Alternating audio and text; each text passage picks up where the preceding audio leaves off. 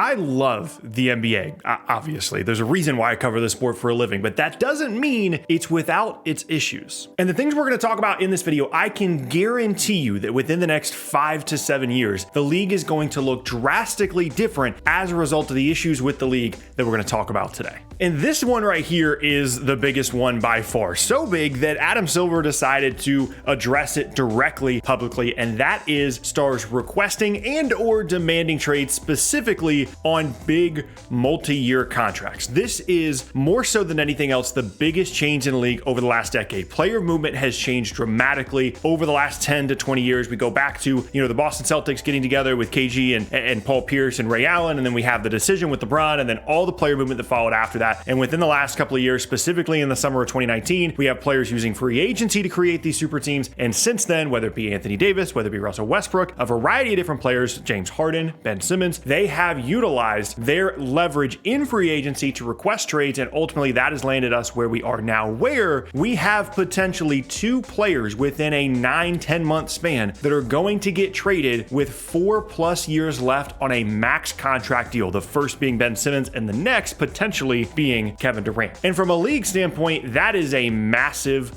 issue. Player empowerment is one thing. Having players have the ability to decide where they want to go in free agency is absolutely a positive thing. It allows them to leverage that against the team to make sure that the team is constantly remaining competitive if they're truly one of the best players in the league. And I have no issue whatsoever with a player going wherever they want to in free agency. I'm never going to judge you for doing that. It's a part of the rules. However, if we get to a point where a contract means literally nothing, which I think is a point that we are approaching, that is an issue for the competitive integrity of the league. Having said that, I actually don't really mind this as a problem. I think ultimately the NBA is going to try and find some kind of solution to this, but for 2 reasons, I don't really mind this. The first and the biggest is I don't know how you regulate this. I don't know how you fix this. If players are unhappy and they don't want to play in a particular place and they're really good, they have the leverage to force themselves to a different team because their incumbent team can get really good value in exchange for them in a trade. So it becomes a win-win situation. I understand the optics of a player basically skipping out on, in Kevin Durant and Ben Simmons' case, a 4-year commitment to a team, but I don't know how you fix that when it helps everyone involved. I don't know what rule you put into the CBA that says that you can't move teams via trade, without like a 2-year gap in between. Like, I guess there's language you can put in the CBA to fix it, but I think that's kind of a slippery slope to get to. And the other part of this is where the NBA has positioned themselves within the American sports league marketplace. The NFL has, the highest TV ratings. They get the most viewership. The most dramatic league in the US is the NBA. This is what they do. They are the most content-driven league in the world, arguably, because you constantly have free agency, the trade deadline, trades in the offseason, all these different rumors. There's so much drama. That's why I love covering the league. And arguably, the best product that the league has to offer right now is not the games. It's certainly not the regular season games. It is either postseason basketball, and specifically the finals, or the offseason has quickly become, in my opinion, the best product that the NBA has out there. And that largely has to do with the drama of trade requests and rumors and things like it. And so while I understand why this is an issue to not be fulfilling long-term mega contracts specifically, the concept in general of players requesting trades, I think overall you could argue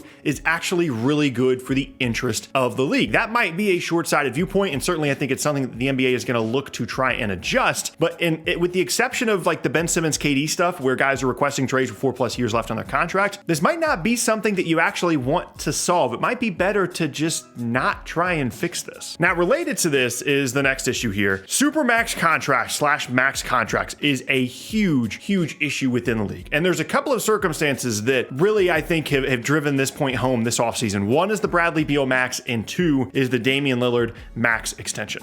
So when the league put in these supermax contracts, and guys like John Wall made one All-NBA team and immediately got a supermax contract and above the regular max, the point was that they tried to limit some of this player movement. They saw all these different, players jumping from team to team, and they wanted to incentivize those players to stay with their incumbent teams, specifically smaller market teams, by allowing them to make more money with their incumbent team rather than going to a bigger market. The problem with that is the criteria is really weird. You can have a player like John Wall make an All-NBA team and get a supermax, whereas Gordon Hayward does not make an All-NBA team strictly because the media didn't vote him as one prior to leaving Utah to go to Boston. And had he made the All-NBA team, maybe he would have stayed, but that's not really the point. From the moment that a lot of these guys, John Wall, potentially Russell Westbrook, potentially Chris Paul, you can look at in the past, from the moment these guys at certain points sign max or super max contracts, their value to their incumbent team is lowered significantly, especially if they are, in Portland or Washington's case, not in a position to compete at a high level and be worth overall to the franchise from a winning perspective the contract that they are signed to, because you are basically forced to sign them to a max, and in certain cases like Beal and Lillard, the super max. You don't really have any other choice, and when it immediately lowers the value, and immediately from the moment they sign the contract, they don't become worth the contract that they sign, especially if you're not one of the bigger markets in the league. That's a huge issue. And again, I would ask, how exactly does the league fix this? Well, for one, I think we can all agree that the criteria for earning, the eligibility of a supermax contract needs to be adjusted. That is way too much power to be given to media members or voters in general, some of which are clearly just not paying attention. There's these crazy wayward votes of like Carmelo Anthony getting, consideration for the All-Star team. The All-Star team doesn't matter, but the All-NBA teams, it's not a system that works well. It's not a system that should have, these guys have, $70 million worth of power to each of these players individually in terms of whether they do or don't make an All-NBA team and thus become eligible for a supermax extension. That criteria needs to be adjusted. But apart from that, if you're, for example, we looked at the Bradley Beal contract the other day. Bradley Beal, in my opinion, is not a top 30 player, arguably, but he's going to get a max contract from another team. And so Washington has to sign him or trade him. And both this point and the first point of this video kind of run hand in hand. Like, how do you fix these guys are going to sign supermaxes, not be worth it to their initial team? They're going to want to go different places, but you want to retain the asset, but you want to get stuff in exchange for them. If they do get traded, they might not be happy. They might just, in Beal's case, sign the contract, then want to be traded later after getting their money anyway. These two concepts don't really work well together. And again, I would ask, how exactly do you even go about regulating that? It's like tampering in free agency. Like, everybody knows that it happens. Everybody knows that it's a bad idea, yet it continues to happen anyway. But I would expect the league to really look hard at these first two things and try and regulate them in some way. Last up now is one that I'm kind of keeping an eye on here. It's something I've covered, if you've been a fan of the channel for a long time, I've covered years ago. And that is star players taking pay cuts. Most notably in this case, this is James Harden taking like a $15 million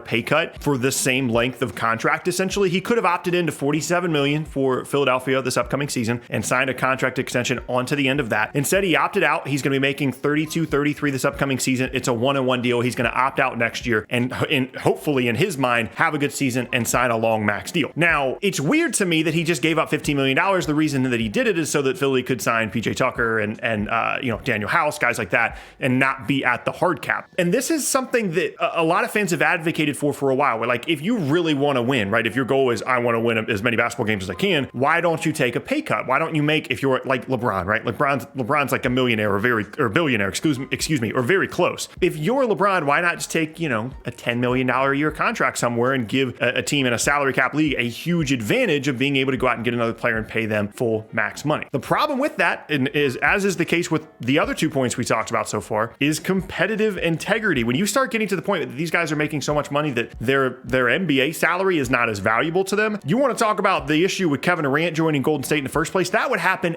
every single year. The reason KD was able to go to Golden State is because essentially the Warriors had Steph on like a $10 million a year deal, and this huge salary cap spike occurred that allowed them to bring in Kevin Durant on a max contract despite having 3 other max players on the roster at the time. And if we start getting all these different stars taking pay cuts, that scenario is going to happen all the time, and all of the talent in the league is going to be clustered into like 8 or 9 different teams at most. And that, I would argue, in that scenario, that's a much bigger issue than the first 2 points that we talked about in this video. But again, the theme continues. I don't know how the league is supposed to regulate that. Can you force a player that made an All-NBA team or was an All-Star to sign a max contract? Like, if you offer them a contract, it has to be a full max. Well, if you do that, then you run into the Supermax Max issue we talked about in the second point. And it's just, there's no real solution to this if it becomes a continuing theme. Now, I'm not as concerned about this impacting the future of the league as the first 2 points, because I don't think a lot of guys are going to want to give up $15 million the way that James Harden did. But it's still something that, were it to become a common practice around the league, I think would be a huge issue. All 3 of these points are to say that even as much as I love the league, even as entertaining as I find it, as much as I love talking talking about it basically every day. That isn't to say that it is without its flaws. And especially when it comes to the most sacred thing within a sports league, that being competitive integrity. These are three massive threats to that. And I think, like I said, best case scenario, we're going to see a massively different NBA and a CBA, potentially a lockout as well if the two sides can't agree on a new CBA as a result of the drastic change in player movement, max contracts, and potentially players taking pay cuts as well. All of those things are huge deals to keep an eye on for the next 5 to 7 years of the league. Not to mention the thing complicating all of this as well is the fact that there's going to be a new massive TV deal coming into play here in a couple of years, just like the one in 2016 that caused a cap spike that allowed the Warriors to sign Kevin Durant. My guess is the league is going to handle this one better and smooth out the cap, but that is yet another obstacle to pay attention to.